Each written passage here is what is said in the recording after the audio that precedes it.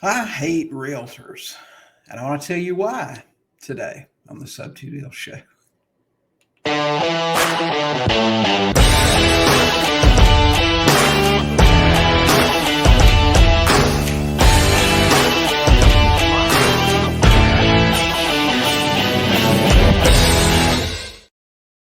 Hey guys, welcome to this episode of the Sub2 Deals Show, where we talk about all things subject to and creative finance. Now, occasionally we talk about other stuff, but it's always something to try to help you with your real estate investing business. Today we're talking about realtors, and I know I said in the opening that I hate realtors. That's not really true. I know a lot of good realtors, actually. I've been doing this now for over 25 years. I've met a lot of agents, a lot of realtors, brokers, and, a couple of them are pretty good. Most agents, like with investors or anybody else, they just don't know what they don't know. They're shoved through, I guess, a 6-week training, and they try to teach them everything there is to know about real estate. And as an investor, sometimes I have to step back and think, what did I really know after 6 weeks? 6 weeks of Carlton Sheets or, whatever it was I was doing at the time. Did I really know a bunch about real estate? Of course, the answer is no to that. But I have somewhat of a reputation for speaking negatively about realtors, and that's based on, of course, my experience with them. And it's really funny that, in the beginning, when you're first getting started, you haven't bought a house yet. And a lot of courses, and certainly Carlton Sheets did, because he was a real estate broker. He encouraged you to go out and meet realtors, talk to them, and develop relationships and that sort of thing. And it's just like, I guess, when you're breaking into anything and you're new and you're inexperienced, people don't have a lot of time for you. You haven't proven yourself. They don't see a huge benefit to working with you. If you're like, think about it. How many agents today get phone calls from somebody that just bought a course, just went to a 2-day seminar, and they're going to be the next big thing? And how many of those really pan out? Not a bunch. So over time, people get desensitized to that sort of stuff. For example, I get emails every day from people wanting to do SEO for my websites, or help me, with my videos, which, I definitely need that. I'll give them that. But most of these people can't produce. And after a while, you don't want to talk to them and that sort of thing. And I'm sure agents are that way too. They're just like us. Their time is valuable. They don't want to waste it on people that aren't going to produce results for them. So in the beginning, when I got started, I called around, talked to agents, and most of them just kind of blow you off. They don't want to deal with you. And if they do, and you don't produce some results pretty dang quick, then they quit answering the phone. So that was, a little bit of my experience in the beginning. And I got out. I was a hustler. I meant to do some stuff. But my early interactions with agents were generally bad. And that, even though now I have 25 years of experience, I've bought hundreds and hundreds of houses, and people, a lot of places know who I am, I still don't have a good time with new agents. So I'll give you a couple of examples. When I got started, one of the first people in foreclosure that I tried to work with was a lady. She called me off of my advertising, and she had her house listed. And she was, in Georgia, we had a very short time frame to foreclosure. So she was a month or so out. Well, she said, I really just want to sell my house. And of course, I was new at the time. And, if I remember correctly, there wasn't a tremendous amount of equity. And I said, well, the only way I can buy your house is if it isn't listed. Why don't you see if your agent will release you from the listing? And there were arrears to be paid and some other stuff. We'll see what we can do. And her agent refused to release her from the listing, refused to do it without a big fee. Ultimately, the lady's house went to foreclosure. She lost everything. She, wrecked her credit. She lost her house because the agent refused to release her. Now, that didn't impress me much as far as how agents operate. Now, you fast forward, 20 some odd years, Jody and I came into this Northwest Arkansas market a couple of years ago now. And we had a lot of success very quickly uh, finding deals that had significant equity. Like most of the country, this place especially so because surprisingly, you'd think some area of Arkansas, it's not super hot, but there's a lot of growth here. It's a home to Walmart, several other industries, and there's just really a lot of growth. So we out of the gate were getting deals with close to six figures in equity. So we decided, instead of keeping all of those with all of that equity and not knowing where the market would head in the next couple of years, that we would just sell those. So we got them under contract. We got powers of attorney. We got an actual approval letter that we created from the sellers giving us the authorization to list that property and sell it. And I'm telling you, we did a couple of those pretty quickly. Now, we made no improvements to these houses, and made 70,000 plus. In fact, that was actually our average profit on those deals for that year was over 70,000. But we did a couple of those real quick, and then the agent that we had found called us and said, "I can't work with you anymore. My broker told me that I have to fire you." And this was a large brokerage in Northwest Arkansas. They sent a memo out to their 200 plus agents telling them not to work with us by name. Why? Because we got houses under contract and sold them. And I'll tell you this, I've never gotten a house under contract that I didn't intend to close on. And I know wholesalers have a bad reputation, and I don't consider myself a wholesaler because I have the money to close. But we've never gotten a house under contract that we wouldn't have closed on had we not found a buyer through the MLS before our closing. We just don't operate that way. So unless there's something that's uncovered in the due diligence phase that would make us not close, a title defect or some condition with the property that it wasn't as represented, we would go back, renegotiate, and still attempt to close. But so that wasn't our intent. We didn't want to keep it, and we figured we would get a 30-day jump on finding a buyer. So we did that. So we lost our agent on our third house that we did. They sent out a memo on us.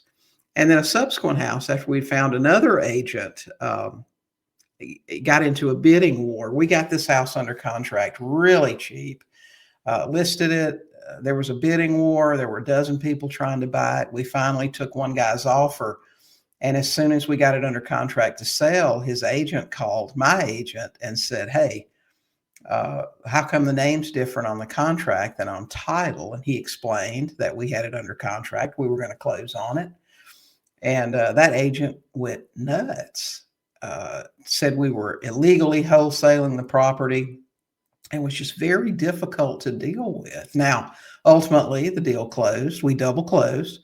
We bought from our seller and we sold to our buyer. And what I found really interesting, and I see this a lot, a lot of agents talk a lot about ethics, but this lady was so concerned that what we were doing was illegal, immoral, whatever else that she said. It was really funny. But she took her commission check. She didn't have a problem with that. So, but she actually harassed our agent. She was, I don't want to get too deep into it because, I don't know who watches these things, but she was on the board at the time here, the board of realtors, and had them send him a letter asking to see our listing agreement, which he's a broker. And he said, I've been doing this for 40 years. I've never had to show a listing agreement. And ultimately he didn't, and he didn't hear from him again. But I mean, this lady went out of her way after the closing to make life difficult. So there are many reasons that I have a hard time with realtors, agents, whatever you want to call them. What got the topic kicked off today was the Association of Realtors released their 2024 report.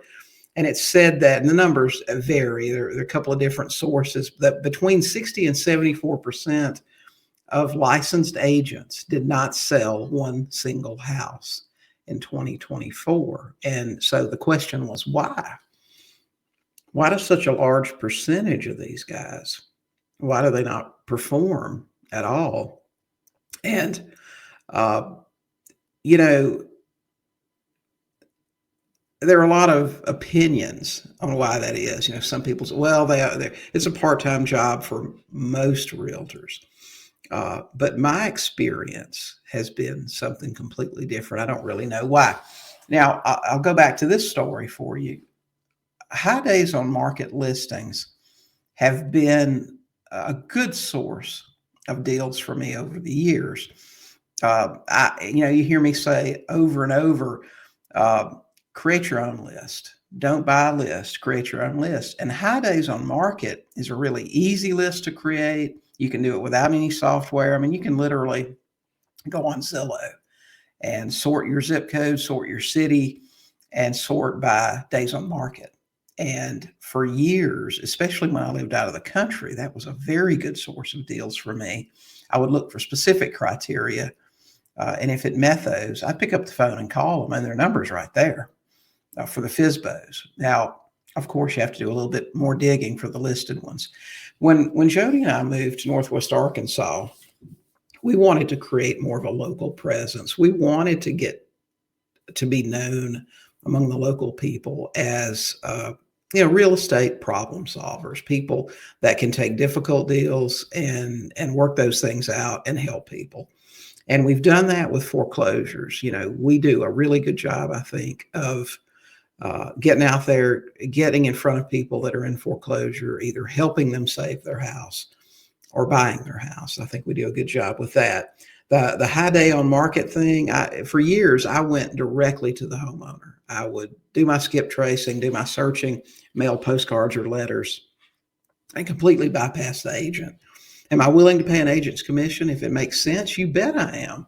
But most agents just aren't cooperative.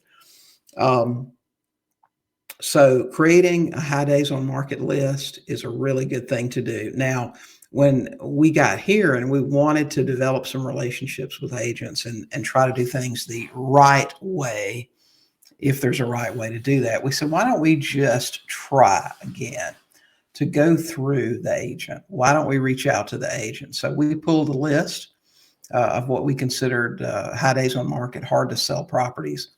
And there were, this was a little over a year ago now, did, 20, 25 of these, and took the time to do that and then reach out directly to the agent. And I'll tell you, this is what I discovered was that of that, let's just say 20 agents that we actually called, 8 out of 10 would not answer the phone. Okay.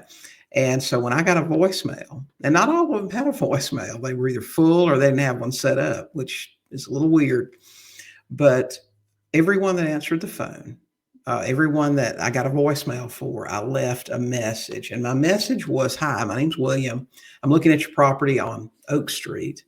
I'm really interested. I'd like to make an offer. Can you please call me back at? And out of all of those messages, we only got a couple of callbacks.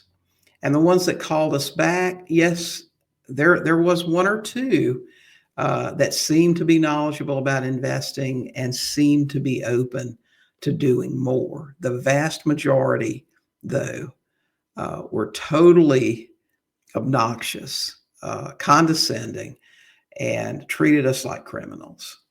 But what I found in this was that agents in general, in my opinion, don't represent their clients very well.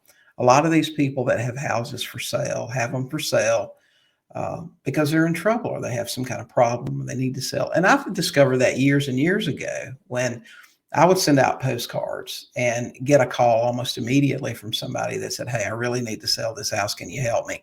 I've been on the market now for 4 months. My agent told me we'd sell it really quickly, and we haven't. And I haven't made a payment in 2 months. What can we do? So I've heard that time and time and time again. Now, are all agents that way? Of course not. I'm sure some agents work very hard for their clients. But the majority, I feel very confident in saying, don't do a good job in representing their clients. So we're going, again, direct to seller. And if the agent wants to get involved or feels like they should be involved, we'll certainly involve them and pay them a commission. if the numbers are there to do it, and they want to help us. So, do I hate realtors? Well, I don't hate. I try not to hate anybody. I don't like what a lot of them do. I don't like how they operate their business. Maybe some of it's not their fault. Maybe um, some of it is the fast food mass production method of investing today.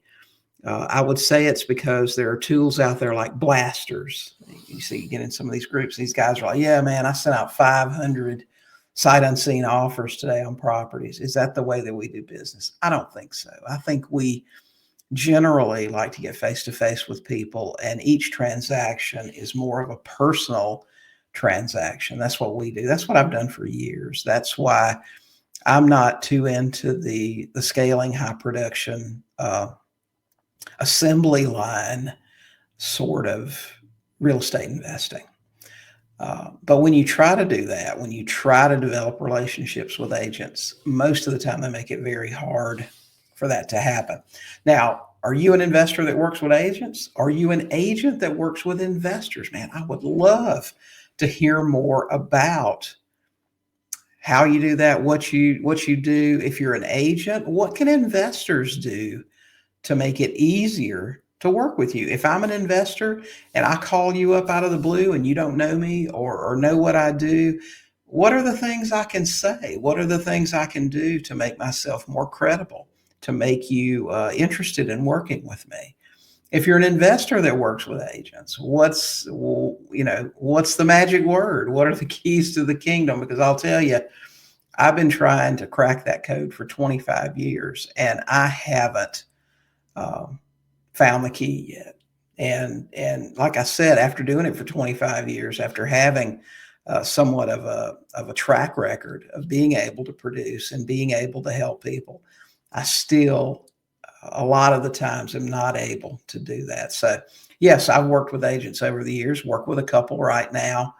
But overall, it just seems to be really hard to break in. So I don't know. I don't hate you guys. I just wish you were more open to investors and what we do, and that one bad apple doesn't spoil the whole bunch. So that's it. I hope this helps. Hey guys, hope y'all are having a fantastic week, getting some letters in the mail, reaching out to some sellers, making some contacts, maybe reaching out to some agents, and buying some properties. So we'd love it if you give us a 5-star review on Apple. That would be amazing. More people could find our podcast. And if you're listening to this on Apple or Stitcher or Google Podcast, check us out on our YouTube channel. That's sub2tv.com. We do these podcasts also in video format, and we release some other videos from time to time. We're not nearly as consistent as we need to be because we're out there buying houses. So hope you guys are having a great week. Get out there, talk to some sellers, buy some houses.